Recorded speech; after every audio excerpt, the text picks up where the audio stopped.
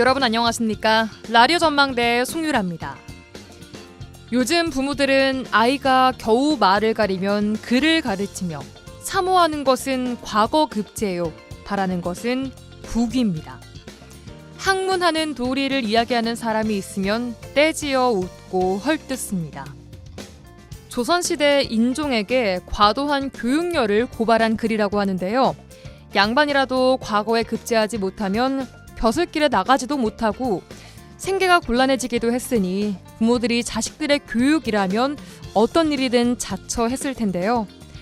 그래서 정약용은 유배지에서조차 아들들의 학업 성취도를 점검했고요. 학문의 이치를 중시했던 퇴계 이황도 자식들에게는 과거에 나가기를 종용했다고 하죠. 2025학년도 수능일이 6일 앞으로 다가왔습니다. 이번에 수능을 보겠다는 사람이 늘었다고 합니다. 왜 그런가 봤더니 과학탐구 영역에서 표준 점수를 높이기 위해서 고3 학부모들이 응시를 했기 때문이랍니다. 이런 사람들이 많지는 않겠습니다만 자녀들의 표준 점수가 1점이라도 오르기만 한다면 하는 한강에 물 한 바가지 붓는 심정일 텐데요. 글쎄요.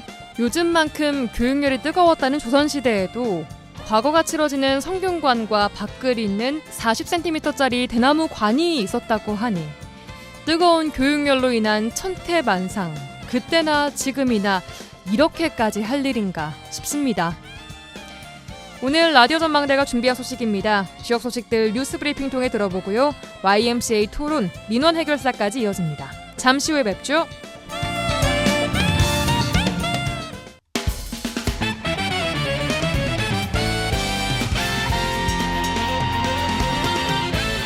라디오 전망대 11월 8일 금요일 순서 출발합니다. 지역 뉴스부터 정리해보죠. 뉴스 브리핑 GBS 뉴스 차범준 편집국장 연결합니다. 안녕하세요. 네, 안녕하세요. 네, 오늘 지역 소식은 광양부터 가보겠습니다. 광양시 옥룡면에서 수년 전 주민 반발로 사업이 중단됐던 축사 건립 사업이 최근 재개되면서 인근 마을 주민들이 반발하고 있다고요? 네, 지난 2021년 지역 주민들의 반발로 사업이 중단된 광양시 옥룡면 죽청리 야산의 축사 건립이 최근 다시 재개되면서 인근 마을 주민들이 광양시가 축사 건립을 방관하고 있다며 반발하고 있습니다. 네.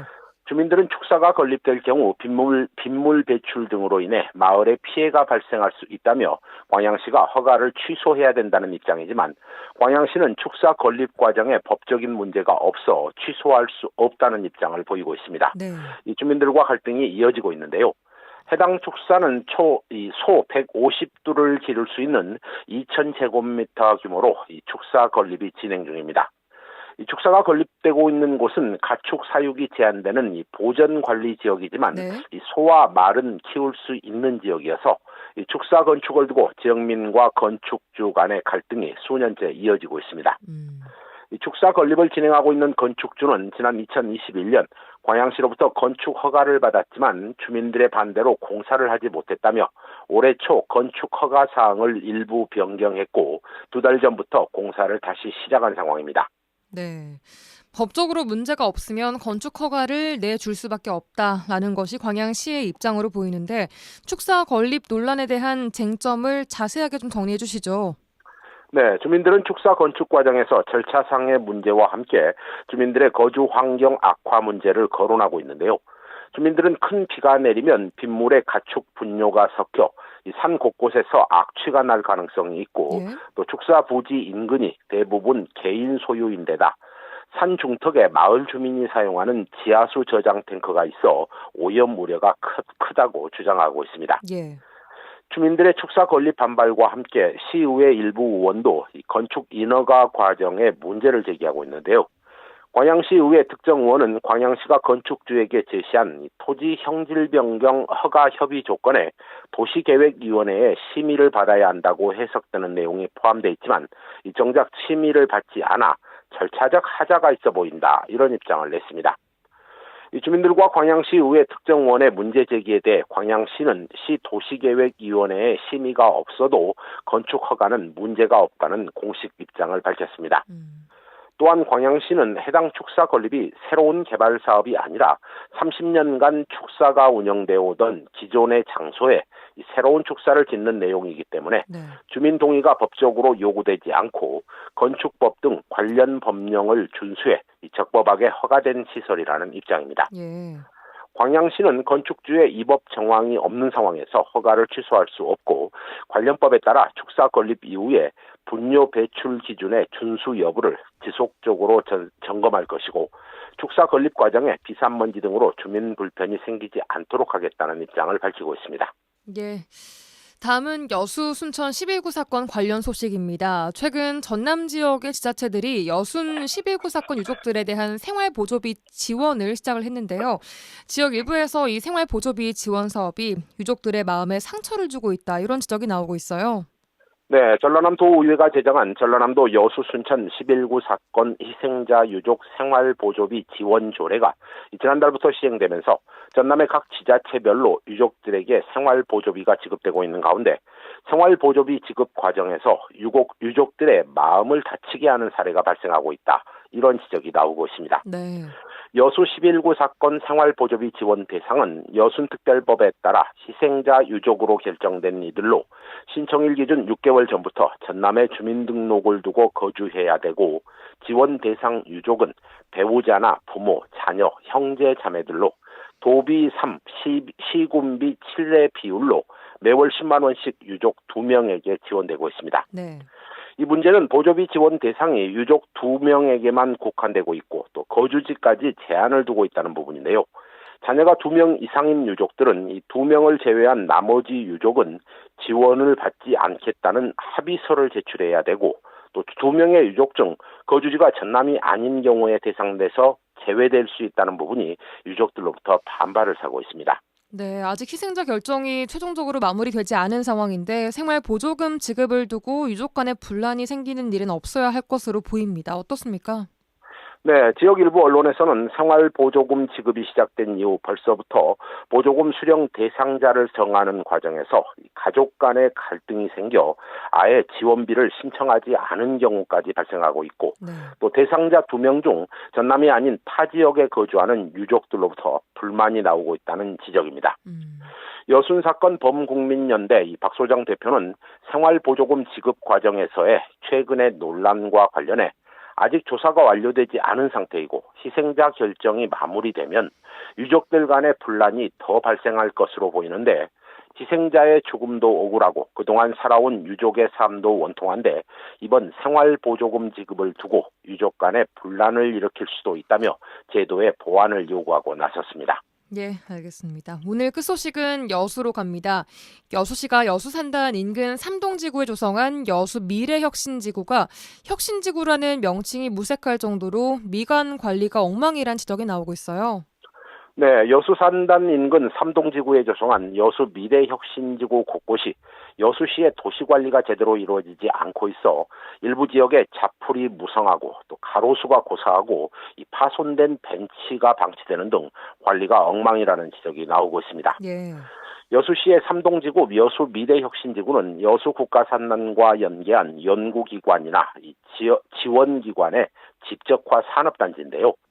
일부 언론에서는 혁신지구 곳곳에 가로수가 이미 고사했고 공터에 잡초가 무성한 상태로 방치되고 있다는 지적이 나오고 있습니다. 왜 이렇게 관리가 안 되고 있는 건가요? 네, 삼동지구 미래혁신지구에 근무하는 일부 근무자들은 해당 지역이 주거지역이 아닌 이 연구중심 단지라는 이유로 여수시가 도로 주변이나 공안지 등에 대한 관리를 제대로 하고 있지 않다며 불만을 터뜨리고 있습니다. 네. 실제로 해당 지역 일부 공항지 등에는 이 폐건축 자재 등의 쓰레기 투기가 방치되고 있고 또 도로에 잡초 줄기가 번성해 우범지대를 연상케 하고 있다며 여수시가 도시 미관 관리에 손을 놓고 있다, 이런 지적까지 나오고 있습니다. 예. 네, 개인적인 생각입니다만은 여수시가 선거 때 표가 나오는 지역, 이른바 주거지역, 이 표밭의 도시 미관에만 신경을 쓰고 있는 게 아닌가, 이런 생각을 해봅니다. 예, 알겠습니다. 뉴스 브리핑 여기까지 듣겠습니다. GBS 뉴스 차범준 편집국장이었습니다. 수고하셨습니다. 네, 고맙습니다.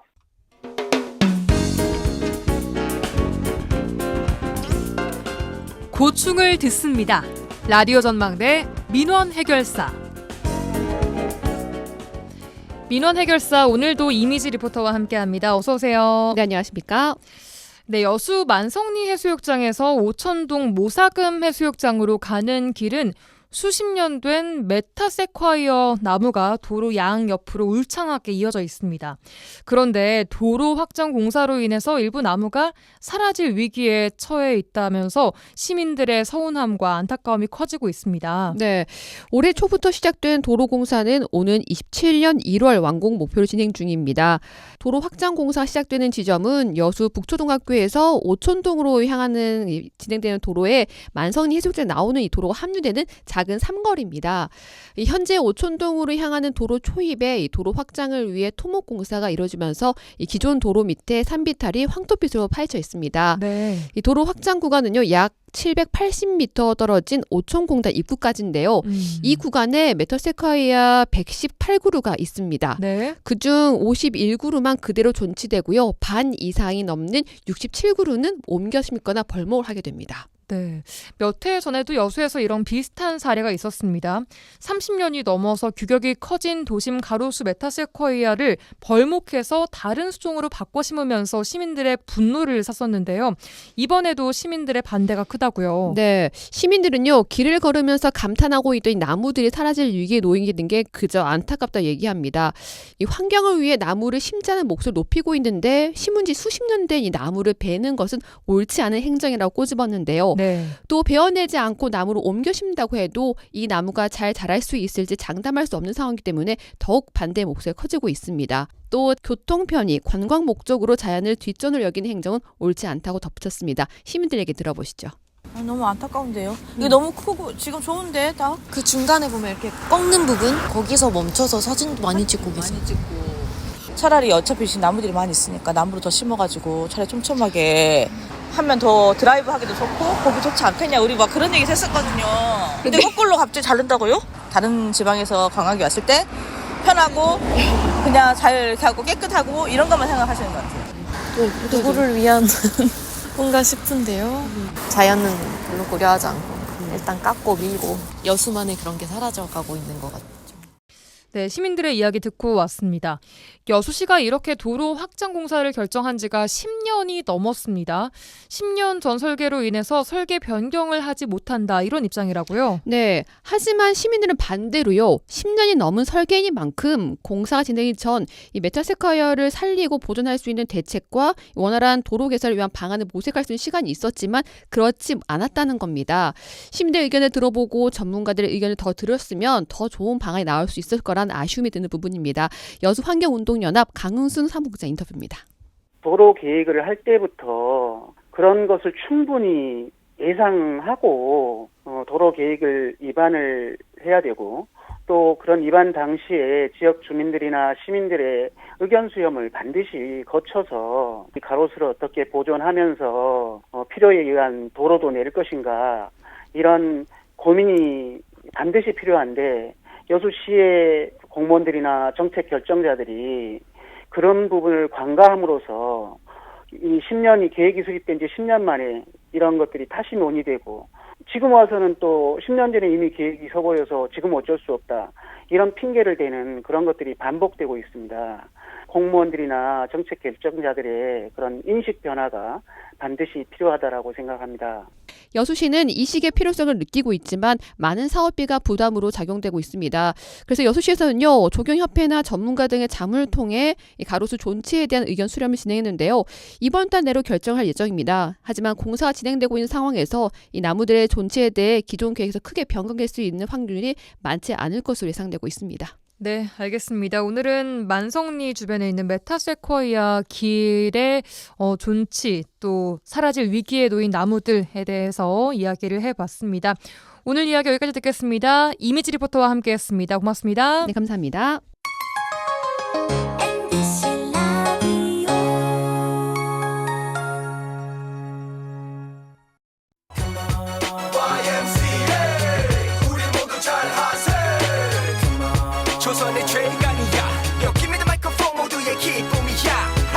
더 이상 짜고 치는 고스톱은 없다. 우리도 대본 없이 토론한다. 지역 대표 스피커 두 분과 함께하는 YMCA 토론 시간입니다. 오늘 여수 YMCA 김대희 총장님께서 개인 사정으로 함께하시지 못했습니다. 순천 YMCA 김석 총장님 우선 어서 오세요. 네, 안녕하십니까. 네, 반갑습니다. 자, 그리고 오늘은 특별 손님 한 분을 모셨습니다. 김화진 국민의힘 전남도당 위원장님 함께합니다. 안녕하세요. 네, 안녕하세요. 반갑습니다. 국민의힘 국민통합위원장을 겸하고 있는 김화진입니다. 예, 반갑습니다. 저희 라디오 전망대는 처음 출연이신데 청취자 여러분께 인사 말씀 조금 더 해주시죠. 예, 여수를 비롯한 여수, 순천 그리고 동북권 주민 여러분 안녕하십니까? 제가 사는 곳은 공이고요. 저는 전남도당위원장을 지금 4연임하고 있어요. 예, 그리고 금년에 한동훈 당대표께서 원외 인사인 저를 국민통합위원장에 주신 것을 보면 그동안에 22개 시군을 몸으로 발로 뛰는 것을 아마 아셨던 모양이에요. 그래서 이번에 국민통합의 중요성을 알고 여야를 막론하고 소외된 곳을 같이 다니면서 화합하고 협치하는 그런 역할을 좀 해달라고 하면서 저에게 국민통합위원장을 주셨기 때문에 도당위원장의 4년의 경험을 충분히 활용하면서 전남 발전 또 광주 발전, 호남 발전을 위해서는 여야가 따로 없다는 생각으로 충실히 일하겠습니다. 아, 감사합니다. 예, 반갑습니다. 제가 궁금한 게 하나 생겼는데 예. 윤석열 대통령이랑 가깝습니까? 한동훈 위원장이랑 가깝습니까? 처음에 대통령님 첫 질문부터, 되기 예. 전에 저는 윤석열 대통령님하고 만나면서 대통령님 좀 하시라.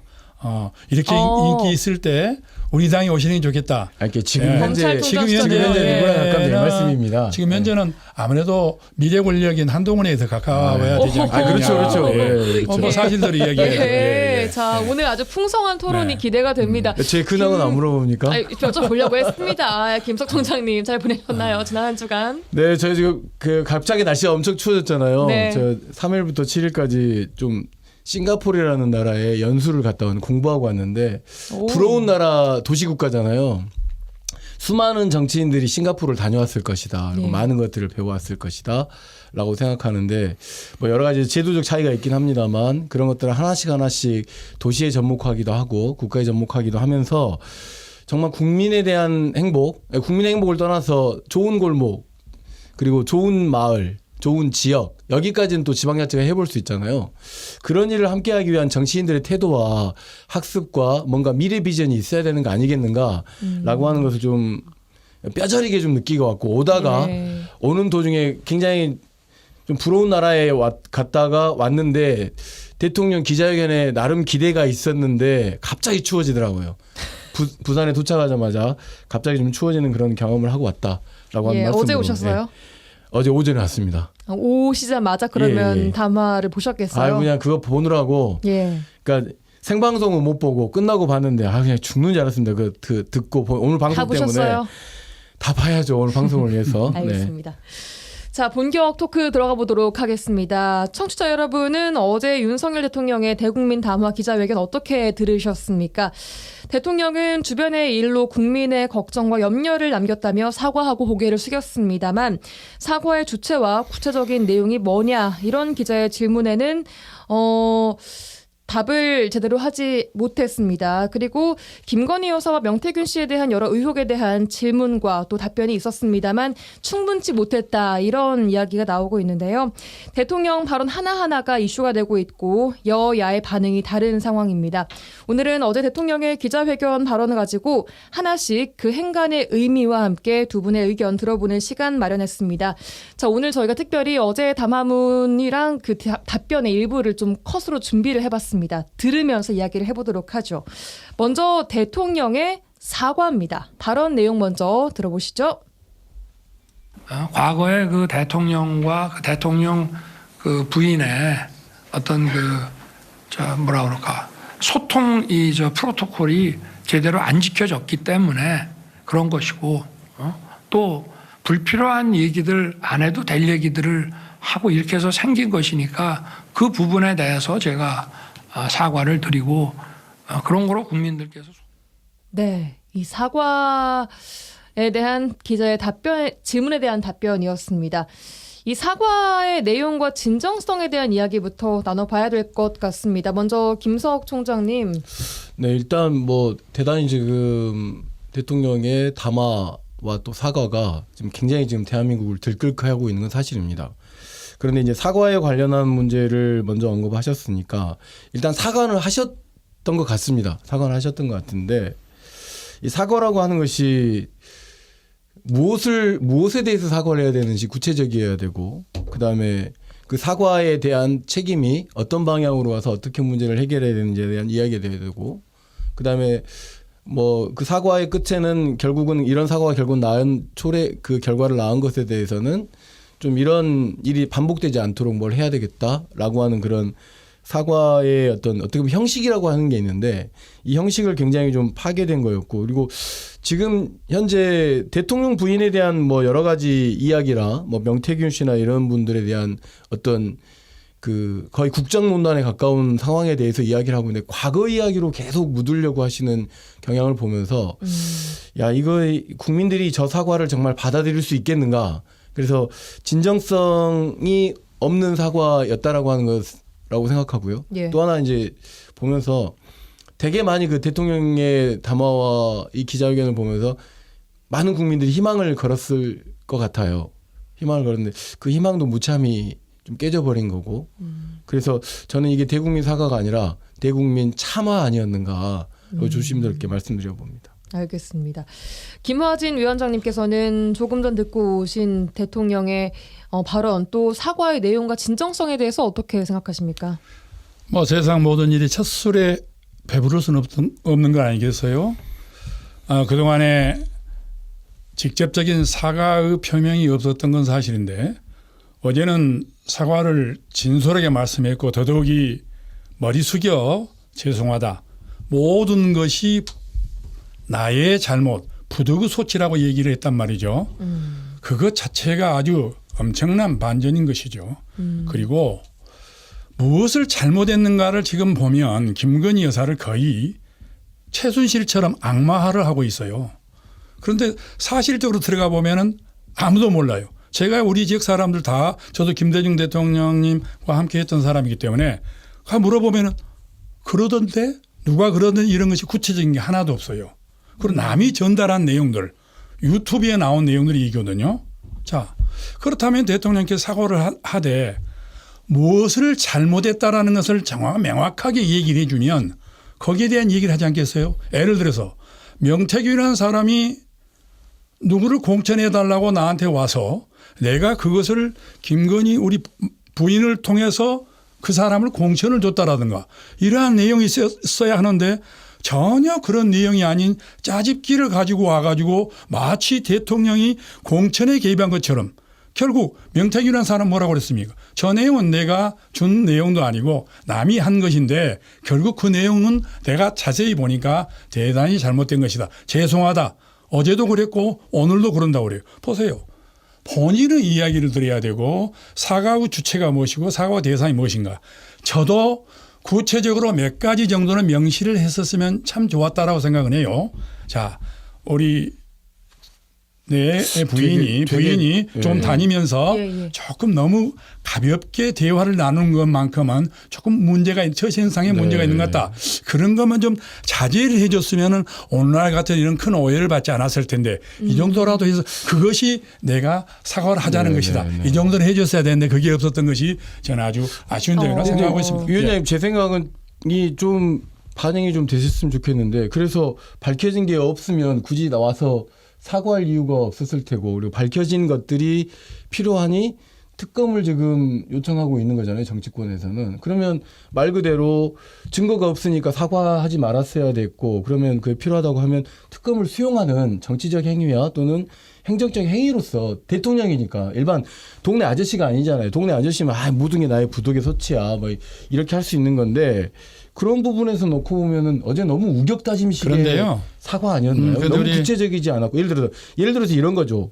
예를 들어서 너무 놀라운 것은 이 시작 자체가 명태균 씨하고 김건희의 녹취 그다음에 그 명태균이 가지고 있는 녹취에 대통령이 나왔어요. 대통령이 나와서 누구를 내가 부탁했었는데 당에서 뭐 이 구체적인 증거 아니고 뭐겠습니까? 이거를 짜집기라고 우기는 것은 극우 유튜버들이나 하는 이야기예요, 위원장님. 위원장님이 더군다나 국민의힘 독립통합위원장님이신데 사실과 팩트를 보셔야 돼요. 그리고 지지율이 10%밖에 안 된다, 10%에 머무르고 있다고 하는 건 많은 국민들이 공감을 하고 있다는 거예요. 이 문제에 대해서. 그런 부분에 대해서 구체적 사과가 없었다라고 하는 첫 번째 질문인데 이렇게 두둔하시면 별로 제 생각에는 좀 그렇습니다. 선전과 선동이 너무 난무하다. 이번에 이 모든 문제를 보면 예. 중요한 것은 명태균과 거기에 있는 공천의 문제가 아니라 네. 그걸로 인해서 이재명의 사법 리스크를 덮기 위한 것이 워낙 크다. 11월 15일, 11월 25일 징역 2년이 징역 3년이 나올 것인지는 모르겠지만은 상당한 지금 구형이 2년이고 3년이거든요. 예. 그러면은 이런 걸 뒤덮어서 대통령은 모든 것들을 문제를 삼고 바로 이런 부도덕한 검찰이 이렇게 이재명이 나를 이렇게 했다라는 것을 만들거든요.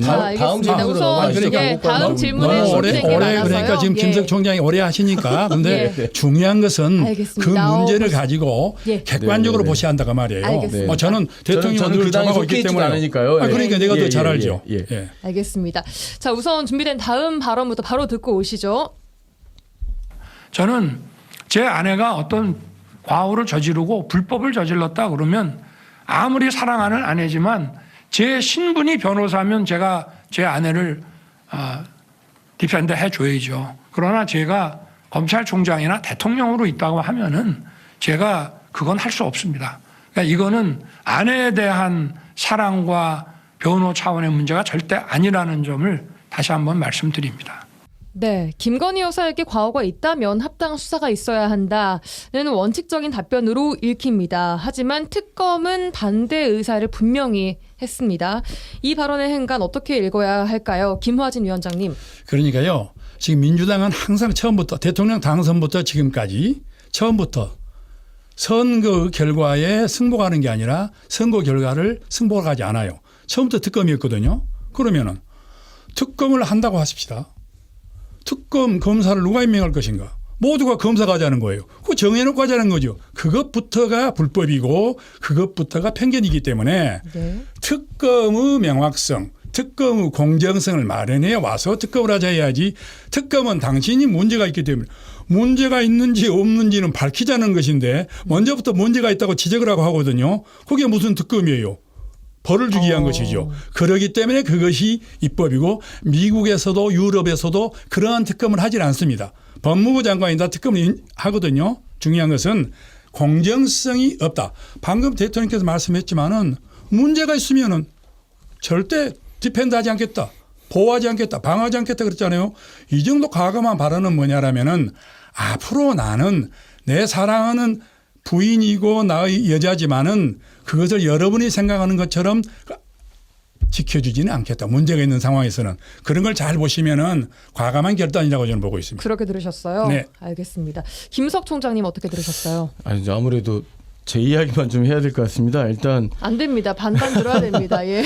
특검을 하자고 하는 거잖아요. 특검이 벌을 주는 건 아니에요. 특검을 통해서 나쁜 일을 했으면 벌은 누가 줍니까? 법원이 주는 거죠. 그 저는 대통령이 본인이 검사이기도 하면서 법원인 것처럼 말하는 것은 이게 삼권 분립에서 아주 잘못된 지금 태도를 보여준 거라고 보는 거죠. 무슨 이야기냐면 예. 그래서 의혹이 많으니까 특검을 하자는 거예요. 주가 조작 관련한 문제, 뭐 공천 개입 관련한 문제. 왜냐? 이 특검을 통해서 윤석열 대통령이 스타가 됐고 그리고 본인이 공천 개입의 문제랄지 뭐 이렇게 한 것에 대해서 특별검사 팀장이었어요. 그리고 또 하나는 그때도 그랬죠. 최순실이 이건 뭐 반민주주의입니다. 헌법소원까지 했었거든요. 헌법소원은 결국 어떻게 했습니까? 헌법소원에서 문제가 전혀 없다고 됐었죠. 그러니까 방금 김하진 위원장님의 심정은 이해가 되지만 예. 뭐 유럽이나 이런 데서 안 하고 있다고 하는 증거들은 어떻게 보면 이게 더 보면 선전선동에 가까운 거예요. 벌은 특검이 주는 게 아니라 특검은 수사를 하는 거죠. 증거를 찾는 거고 문제는 결국 벌은 법원에서 주는 거기 때문에 좀 잘못된 것이라고 보여지고 저는 처음에 변호사인 내가 나라면 내 아내를 디펜드하겠다. 저는 이것이 전반적으로 검찰이나 이게 가이드라인을 제시한 거라고 생각해요. 가이드라인을 본인은 제시했다? 디펜더 하겠다라고 하는 마음이 먼저 읽혀진 거죠. 디펜더 할 수 없다라고 하는 말만 해도 됐는데 무슨 디펜더라는 영어를 쓰네요. 자꾸. 그분은 되게 저도 어쩌다 보니 따라해버렸어요. 방어를 하겠다는 거죠. 그리고 예. 본인이 뭐 헌법도 뭐도 다 본인 마음대로 해보는 사람이 아니잖아요. 본인 행정부 수장이에요. 대통령인데 너무 우격다짐이고 너무 막 헌법도 고쳐보려고 하고 국어사전도 막 고쳐보려고 하더라고요. 그래서 저분이 가상현실 세계에 살고 있는 사람이구나라고 하는 것을 확인했어요. 알겠습니다. 지금 사무총장님 말씀을 들어보면 지금 공정한 것을 얘기를 하고 있는지 보니까 이 공정한 방송에서 하시는 용어가 아닌 것 같아요. 대통령이 무슨 헌법을 고치려고 그랬습니까? 대통령이 무슨 아니라고 우격다짐을 하는 거 고치려고 대통령이 헌법을 고칠 수 있어요. 제 말을 듣고 사무총장님의 사견이지. 예, 제 사견입니다. 무슨 사견을 네, 얘기를 해야지 그걸 알겠습니다. 전체적인 얘기처럼 하게 된다고 말이죠. 네. 다음 발언 듣겠습니다. 다음은 명태균 씨와 나눈 육성 녹음과 국민의힘 공천 개입에 대한 대통령 발언입니다. 함께 들어보시죠. 누구를 꼭 공천 줘라라고 그렇게 사실 얘기할 수도 있죠. 그게 무슨 뭐 외압이 아닌 의견을 얘기하는 거지만 그러나 과거에도 뭐 대통령 얘기한다고 되는 것도 아니고 그래서 예. 공천에 대한 개념 정리를 해야 한다라는 발언을 덧붙였는데 이 발언의 행간에 대한 생각 함께 나눠볼까요? 김석 총장님. 일단 그 말씀을 들으면 되게 놀라웠어요. 저는 이제 처음에 이 명태균 씨의 녹취록에 보면 그런 부분이 언급이 되잖아요.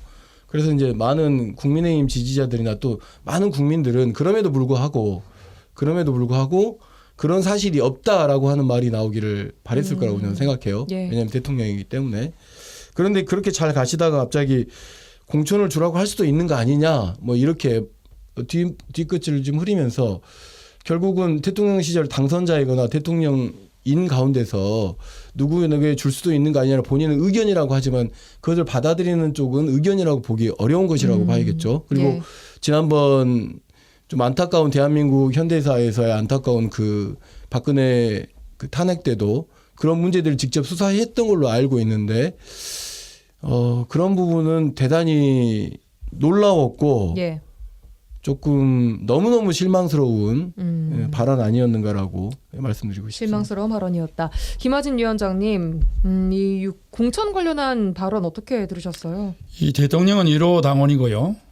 얼마 전까지만 해서 여야가 다 이 당 총재를 대통령이 겸직을 했었습니다. 김대중 대통령께서 대통령할 때도 겸직을 했었거든요. 그러나 이제 그게 공정성이 위배된다 해서 이제는 엄격 분리는 됐지만 그러나 1호 당원인 것은 맞습니다. 대통령이 좋은 사람을 의견 제시할 수는 충분히 있다고 봅니다. 예. 그리고 문재인 대통령, 노무현 대통령, 김대중 대통령 누구를 막론하고 내가 이 사람을 좀 해야 되겠다면은 거의 반영이 됐어요. 그걸 그래요? 구체적으로 우리가 알 수는 없었지만은 예. 그걸 모르는 정치인들은 제가 34년 정치를 했는데 한 사람도 없어요. 정치하는 사람은 다 있단 말입니다. 그러나 그것을 가지고 외압을 하고 어떠한 주고받는 증거가 나오고 아주 부정적인 걸 했다면 그 반드시 문제를 삼아야죠. 그러나 이 정도면은 직접적인 좀 거의 증거라고 볼 수 근데 없을까요? 그렇죠. 그 내용이 아니죠. 명태균과 하는 내용, 명태균이 거기에 가입된 사람도 아니고 명태균이라는 사람은 하나의 그 창원이라는 지역의 일개의 정치적 브로커인 사람이지 우리 중앙당, 우리 쪽 한 사람도 모르는 사람이에요. 그러나 선거 때, 대선 때 아무런 조직이 없는 김건희 여사와 대통령이 이런 사람들 도와준다 하고 기자라고 하고 하니까 얼마나 큰 힘, 지푸라기도 잡으라야죠. 그런 인연이었기 때문이지 그대로 보니까 이 사람의 문제가 많았던 거예요. 네, 네. 그래서 끊었던 것이지 이제 그 이유는 없죠. 쿨하게 위원장님 표현하셨는데 제가 일단 대통령께서 하신 말씀을 내용을 놓고 보면은 이제 저도 이제 위원장님 말씀에 동의가 됩니다. 이제 뭐 의견을 낼 수 있는 거잖아요. 근데 이게 이제 공식적인 절차라는 것이 있고 또는 뭐 비공식적으로도 이야기할 수 있는 건데 드러내놓는 거는 결국 공식적이어야 되는 거 아니겠습니까? 예를 들면 당내에 인재 영입이라고 하는 뭐 이런 절차도 있을 것이고 그런데 보면은 녹취에 나와 있던 내용으로 놓고 보면 결국 비공식적으로 제안한 것은 그러면 그 부분에 대해서는 좀 사과를 했어야 하는데 그럴 수 있는 거 아니냐 이런 식의 대통령의 기자회견 내용이었단 말이에요. 그것이 저는 이제 조금 안타까웠다는 말씀. 세상의 모든 여론을 수집할 때 있어서 대부분이 비공식으로 받아들이고 비공식에 되어 있는 것을 모집단해서 그것을 공식 라인에 전달하는 것이지 하나하나를 어떻게 공식화하겠습니까? 그런 과정에서 명태균이라는 사람이 얘기를 들었는데 아무런 창원 지역이나 경남 지역 모든 국회의원들이 그것에 대해서는 문제를 많이 삼았기 때문에 그렇다면 이 문제를 내가 할 바가 아니다. 어제 얘기했잖아요. 이게 결과적으로 어쨌든 그분이 아니죠. 공천을 받아버렸잖아요. 문제는. 그것은 당대표가 이준석이었고 공천관리위원장이 윤상현이었기 때문에 그분들하고 관계했던 게 대통령이 그 당시에 또 대통령으로서 취임한 상황도 아니었잖아요. 이번 공천 개입 의혹은 누가 밝혀야 한다고 보시나요? 그 계획은 이준석하고 그다음에 윤상현 공천관리위원장이 밝혀야죠. 자기들이 해줬기 때문에. 알겠습니다. 그리고 총선이 아니고 재보궐선거에 가는 것은 누구나 당 총재나 대통령 누구나 관여를 하지 않아요. 그런 것에 대해서는 다 줍니다. 이번에 제가 곡성의 재보궐선 영광에 할 때도요. 도당 위원장이 모든 공천을 다 했습니다. 바로 그렇게 하거든요. 예, 추가로 덧붙일 말씀 없으십니까? 일단 저는 이제 우리 김하진 위원장님과 조금 이렇게 지금 보면 결이 확 그 주장과 내용이 좀 많이 다르잖아요. 그래서 개인적인 사견이기도 하지만 저는 어쨌든 주변에 있는 사람들의 이야기를 많이 듣고 오기 때문에 그런데 이제 김하진 위원장님 국민의힘이라고 하는 당이 소속돼 있고 저는 이제 뭐 어떤 당에도 소속돼 있지 않습니다만은 국민들은 대단히 현재 우려하는 거죠. 이게 두 번의 안타까운 현대사를 겪고 싶지 않은 거예요, 위원장님. 그러니까 뭐냐면 아까 위원장님 말씀 중에는 뭐 유튜브 뭐 이런 선전선동에 가깝다라고 하는데 그러면 그게 가깝다고 느껴지면 국민의힘이나 또는 뭐 대통령이 이렇게 낮지는 않을 거란 말이에요. 이제 그 중에 핵심은 녹취록에도 대통령 얘기가 나와버린 거죠. 공천 관련된 이야기를. 근데 그 부분에 대해서는 아주 명확하게 사과하고 넘어갔어야 되지 않느냐. 지금 지지율 말씀하시는데요. 지지율은 그래서 아니, 그러니까 명확하게 그러니까요. 사과하고 넘어갔으면 좋았지 않느냐라고 하는 그 말씀을 그런 개인적인 이야기를 네. 지지율 듣겠습니다. 문제에 관해서는 또 다른 이유가 있어요. 네네. 지지율 이야기를 그래서 해보겠습니다. 지지율과 국정 운영 방향에 대한 이야기도 이어졌는데요. 우선 듣고 오시죠. 대구 경북 지역의 절대적인 지지가 저를 이렇게 만든 것이 아닌가 하는 생각을 하고요. 늘 뭐 그런 생각을 가지고 있습니다. 그래서 얼마나 아꼈으면 또 얼마나 실망이 크시겠나 그런 생각을 하고 있습니다. 네, 지지율 10%대의 대통령의 인식과 또 이 발언의 행간 어떻게 읽어야 할까요? 이번에는 김화진 위원장님 이야기부터 들어보겠습니다.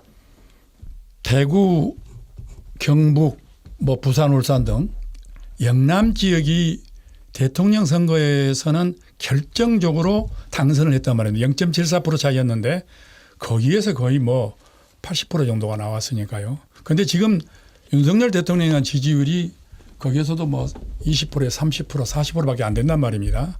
이제 그렇기 때문에 얼마나 나를 사랑했는데 좋아했는데 지금 이럴까 이것은 뭐냐면요. 호남에서 윤석열 대통령을 보는 지지는 맞습니다. 그러나 영남권에서 보는 지지는 당신이 대통령을 하면서 문제가 있는 전직 대통령이나 정치인에 대한 과감한 처벌을 해 주기를 바라는데 전혀 못하고 오히려 퇴임 후에도 와서 조용히 산다고 하는데 더 시끄럽게 하고 그다음에 부정과 비리 얼룩되어 있는 이 이재명 대표 같은 경우에 이대로 있고 조국 같은 경우도 벌써 몇 년째 저리 있는데 도대체 대통령이 지금 뭐 하는가? 그러면 대통령님은 내가 지금 거기에 어떻게 관여를 할 수 있겠는가? 이건 절대 안 된다. 이런 상황에도 불구하고 못내 큰 힘을 발휘하지 못하는 그 민심의 경상도권 민심이 지지율에 크게 반영된다는 걸 저희가 보고 있어요. 그런 역할과 관여를 못했기 때문에 지지율이 경상도에서도 잘 못 나온다라고 보시는 거예요? 그렇죠. 우리의 지지율하고 영남권의 지지율 내용이 달라요. 우리는 지금 대충 정치를 잘 못하고 있다라는 것 때문에 나온 것 같고. 여러 의혹과 그렇죠. 국정농단 의혹과는 별개로요. 그렇죠. 전혀 그쪽에서 그것에 대해서는 이 얘기를 하지 않고요. 알겠습니다. 대부분이.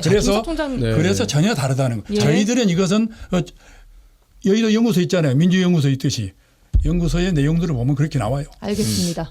자칫 그 지역적 문제로 빠질 수 있는 문제가 좀 우려스럽긴 합니다. 그런데 이제 대통령의 말을 중심으로 지금 기자회견문을 중심으로 놓고 보면 대구 경북 지역의 절대적 지지가 저를 이렇게 만들었다라고 하는 것도 이게 어떤 지지자들 국민 전체에게 하고 있는 건가 아니면 특정한 지지자들에게만 하고 있는 건가라고 하는 것에 대해서 대단히 조금 뭐 본인도 이야기해서 얼마나 실망이 크시겠느냐라고 그런 생각을 하고 있다고 생각했는데 그 말씀을 들은 대다수의 국민들이 실망했을 것이라고 생각을 해요. 예. 돌이켜 보면은 사실상 국민의힘 이전에 호남 지역 안에서도 한나라당이었나요? 새누리당이었나요?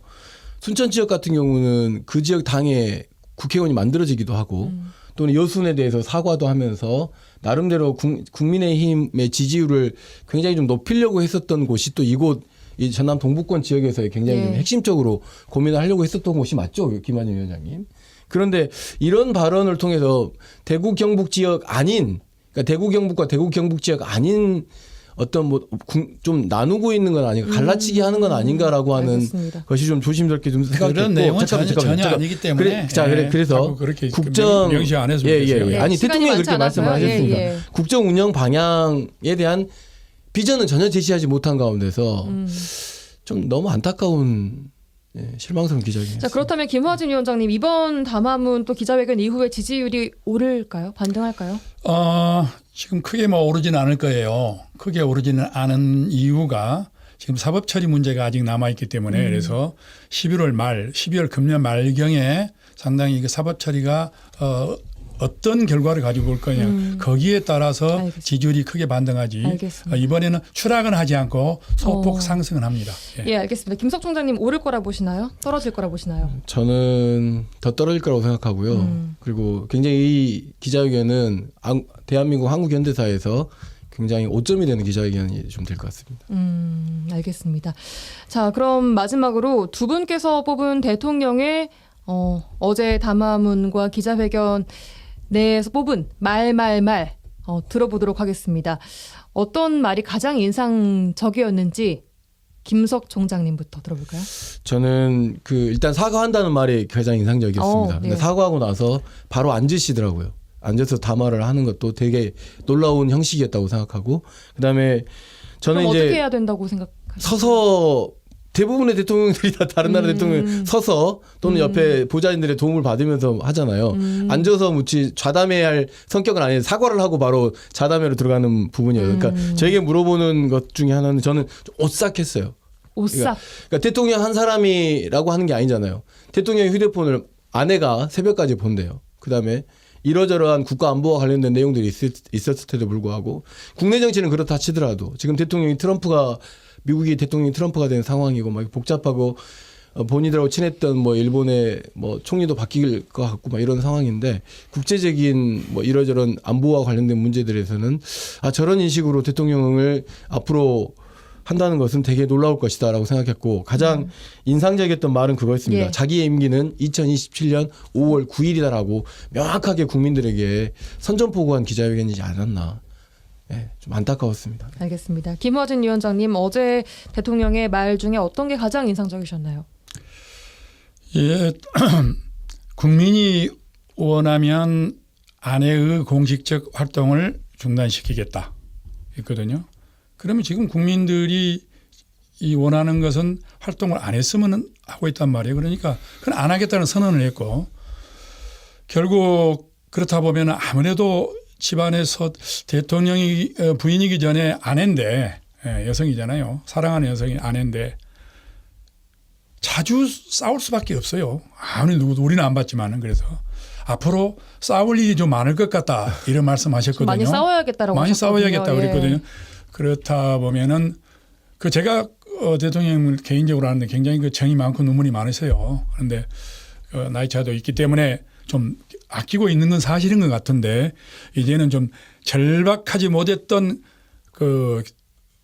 핸드폰 문제처럼 아내에 있어서도 이 대통령 부인으로서의 행동에 어긋나는 것에 대해서는 과감하게 처리하겠다라는 그러한 어제 어떻게 보면 선언을 한 것 같아서 마음이 좀 찡하면서도 안타까움이 있었지만은 그 두 가지가 아마 김건희 여사의 대외 활동이 크게 제한될 것이다 저는 보고 있습니다. 알겠습니다. 자, 오늘 더 많이 이야기를 하고 싶지만 시간 관계상 여기까지. 김한진 위원장님께 조금 혹시 저의 발언이 감정을 상하게 했다면 좀 송구스럽게 생각합니다. 좋습니다. 좋습니다. 좋습니다. 저는 그래 아니, 방송 중에 조금 약간 언짢아하시는 조금 그래서 사견이 좀 컸는데요. 저는 국민통합위원장이니까 도당위원장만 아니고 저도 시민의 말을 정답으로 마무리 짓도록 하겠습니다. 감사합니다. 예, 알겠습니다. 자, 오늘 YMCA 토론 어제 윤석열 대통령의 대국민 담화와 또 기자회견 가지고 이야기를 해봤습니다. 지금까지 순천 YMCA 김석 총장님 그리고 김화진 국민의힘 전남도당 위원장님과 함께했습니다. 두 분 고맙습니다. 네, 감사합니다. 여수 MBC 라디오 전망대 11월 8일 금요일에 준비한 소식 여기까지입니다. 이번 주도 고생 많으셨습니다. 저는 다음 주 월요일에 돌아오겠습니다. 구성 이선화, 연출 송유라였습니다. 고맙습니다.